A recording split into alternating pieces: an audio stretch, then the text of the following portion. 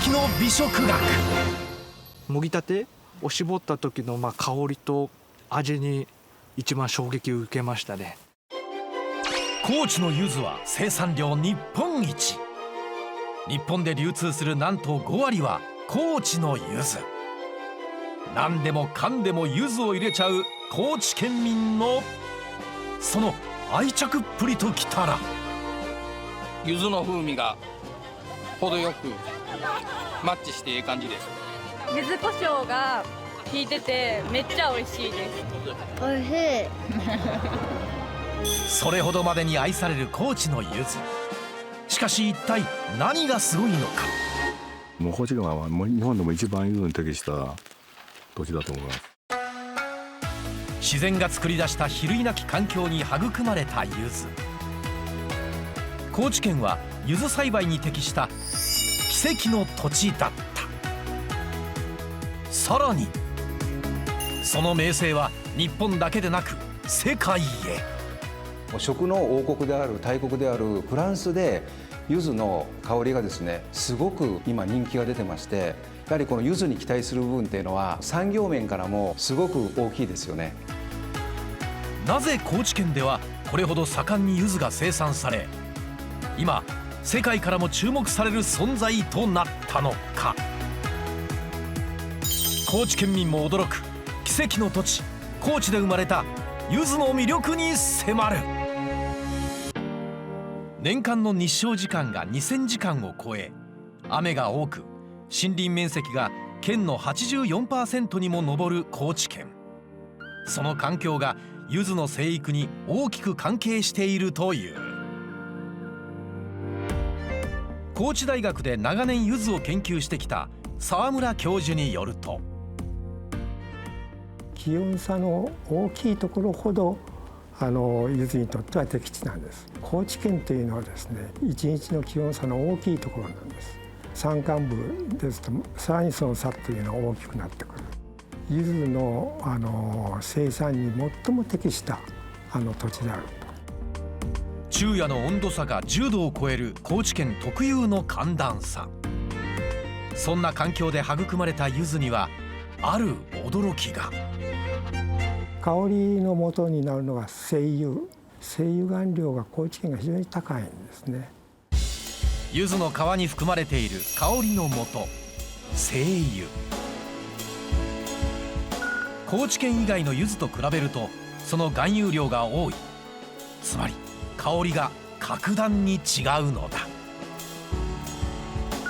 さらにクエン酸とビタミン C の含有量もともに抜きん出ている。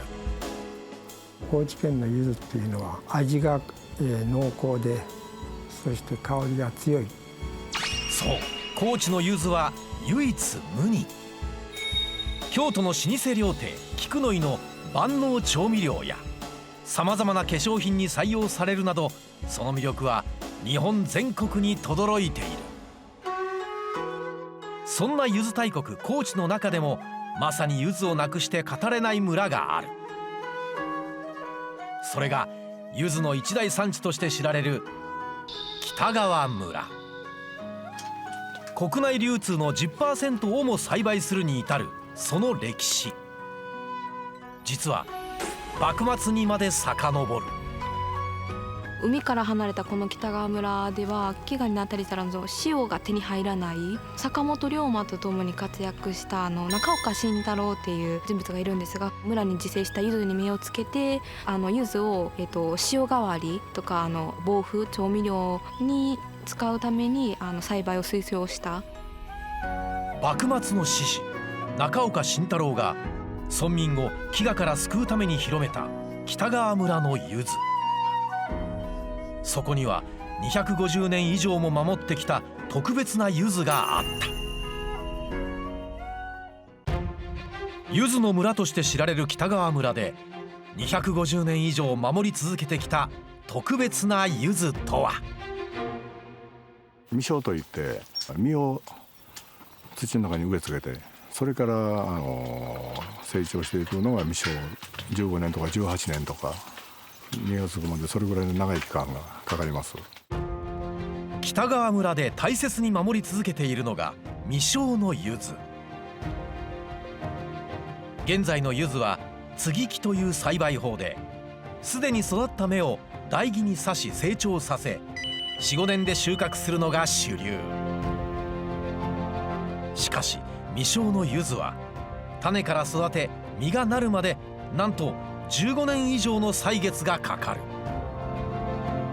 手間暇がかかるこの柚子を守り続けているのにはある理由が。普通の柚子ですと柔らかい、やはり未生柚子となると表面を硬くするんですね。成分的にも濃縮された味は濃ゆく、そして香りも強い。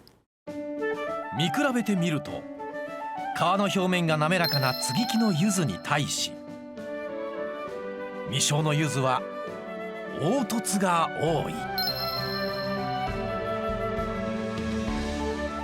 柚子の香り成分は皮にあるこの小さな点、油胞に含まれており、凹凸が多く皮の分厚い未生の柚子は香りが強いと言われている。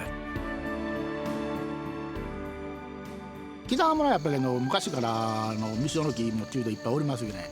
手間暇かかるは今言うけど、せっかくずっと昔からあるもんやけ置いておこうかと思います。希少さゆえなかなか出回らない未生の柚子は、幕末を生き抜いた村人の思いとともに大切に受け継がれてきたのだ。県内トップクラスの生産量を誇る北川村、そして高知の柚子は今や日本中にその名を轟かせ、さらに世界に舞台を移し躍進を続けている。次回は日本の柚子が世界の柚子に。最も予約が取れないと言われていた世界一のレストランのシェフが認めた高知の柚子。初めてその柚子を香りと味わった時に涙をしたというようなことをシェフが。さらに驚きの柚子活用法が。もうまさに今の SDGs にも寄与するような、そんな取り組みだと思いますね。柚子の輝かしい未来は高知にあった。今まで捨ててたところを化粧品の材料として活用してるんですね。果汁だけでなく種をも生かす新たな活用法から。フランスの人も来たり、ロイションだとかね、そういう人たちが来たんだけど、彼はね感激してね、これをね持ち込みたがるんだよね。今回は高知県民も知らない高知柚子世界への躍進劇に迫ります。前回紹介した北川村と同じく高知県の柚子を語る上で忘れてはいけない村がある。柚子始まる祭り。愛情あふれる手書きの看板がお出迎え。柚子の収穫時期に合わせて開催されるこのお祭りでは、昔ながらの搾汁機を使った柚子絞り体験やさまざまな柚子を使った料理が振る舞われる。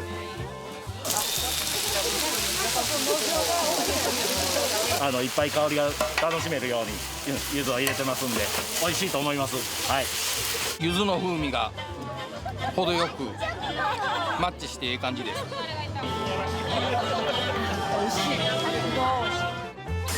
柚子愛が全開のこのお祭り、開催しているのが柚子といえば馬路村みたいなここは高知県の柚子を語る上で忘れてはならない場所、馬路村。かつて馬路村は国内屈指の木材生産の村として知られ、西日本最大の森林鉄道林鉄が駆け巡る活気あふれる場所だった。しかし時代を経て林業は衰退。村の産業を盛り上げなければいけない。この危機に立ち上がった一人の男がいた。高知の柚子にとって欠かすことのできない馬路村。かつて林業で栄えたこの村もその衰退とともに消えゆく運命かと思われた。馬路村は林業を中心とした村づくりをやってまして、少ない畑ですけど柚子は栽培してるわけですね。このわずかながら栽培されていた柚子に目をつけたのが、当時農協の販売課長だった東谷持文さん。東谷さんが模索したのは柚子の果汁を搾り加工品として有効利用すること。村で考案した柚子加工品を持ち歩き、年間実に80日も全国各地の物産展で PR。 その甲斐もあり、馬路村の柚子商品は百貨店主催の日本の101村店で最優秀賞、農産部門賞などを受賞。柚子の馬路村、その知名度を全国に広めていった。工場1つ作り2つ作り20人30人50人100人と増えていって、産地としてなんかこう生き残れるんじゃないかというふうな思いでやってきましたけど、現在その柚子商品は90種類以上にまで成長。人口わずか1200人だった小さな村で加工品の売り上げだけで30億円を突破。しかも村には人口の50倍もの観光客が毎年柚子目当てに訪れる。今や全国屈指の柚子の村へと成長を遂げたのだ。そのもう一つの立役者がかつて村を支えた森林鉄道林鉄。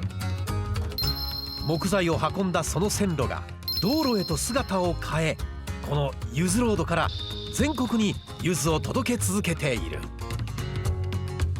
高知の柚子、注目されるのは果汁だけではない。種の周りにヌルヌルのものがついてるんですけれども、ここがすごく保湿成分が高いと、化粧品の材料として活用してるんですね。そう、種。柚子の種に含まれるある成分が化粧品として注目を集めている。高知大学で長年柚子の研究をしてきた沢村教授に話を聞いた。ペクチンだと思うんですよね。その皮膚を守るということです。そういった効果があると思うんですよ。柚子の種に含まれるペクチン、その高い保湿効果に着目した化粧品が柚子の未来の1ページを開く。そして柚子の未来は国内にとどまらず世界へ。食の王国である大国であるフランスで柚子の香りがですね、すごく今人気が出てまして、フレンチに柚子を使うシェフが今多く増えてるってことなんですね。昨年の高知県の柚子輸出額は 7.4 億円。前年と比べても7割増と、年々その人気と需要は増え続けている。しかしその裏には柚子農家の苦労と情熱が。当時北川村で建設業から柚子農家へと転身したばかりだった田所さんによると、平成の21年度に、高知県全体に大豊作があって、販売がままならないというか、そういう状況になって、それが3年ぐらい続いたんですね。柚子の大豊作、それはありがたい話ばかりではなく、売り切れない柚子が余る緊急事態。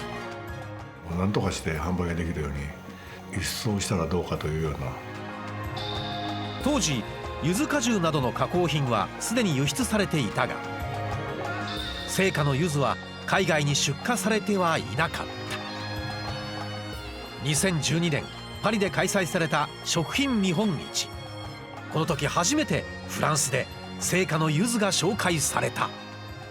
実際自分が向こうでその反応を見た時は香りがものすごくいいという反応で、けど柚子というものを全くその知らない、知名度がなかったんだよね。海外では未知の果物だった柚子。しかしその実力を裏付けるエピソードを料理研究家服部先生が語ってくれた。ヘラードリアっていうねスペインのねナンバーワンシェフがいるんだけど、銀座にねミブというお店があるのね。そこにちょっとお連れした時にそのストレートにこれ見たの初めてだったわけ。嗅いでるうちに、ね、涙が出るのよ。ザザザザザザザ。どうしたのって言ったら、いやその本物に出会っちゃったの今回初めてだった。柚子の持つ唯一無二のオリエンタルな香りが多くのシェフにも感銘を与え、海外へと浸透していったのである。大豊作というピンチから始まった柚子の海外進出。現在その輸出先はアメリカやシンガポールなど25カ国以上に拡大。そしてフランスの辞書には柚子、その名前が刻まれた。海外進出を果たした柚子をさらに未来へつなげるため、田所さんは新たな取り組みも。この方が、神奈川県から来た今研修生の中里君、こちらの方が今吉君と言います、はい。岡山から来てます。柚子の未来を絶やさないための取り組み、それが県外からの移住農家の受け入れ。ここだとすごい子育ての支援とか農業の支援がすごい手厚くて、あと自然がすごい豊かっていうところに惹かれて移住しました。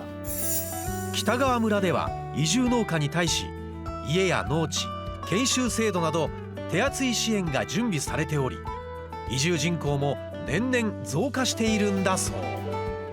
来たいって思ってる人に対して今ちょっと物件が足りてないみたいな感じで、本当家さえあればすごい来るみたいな感じですね今は。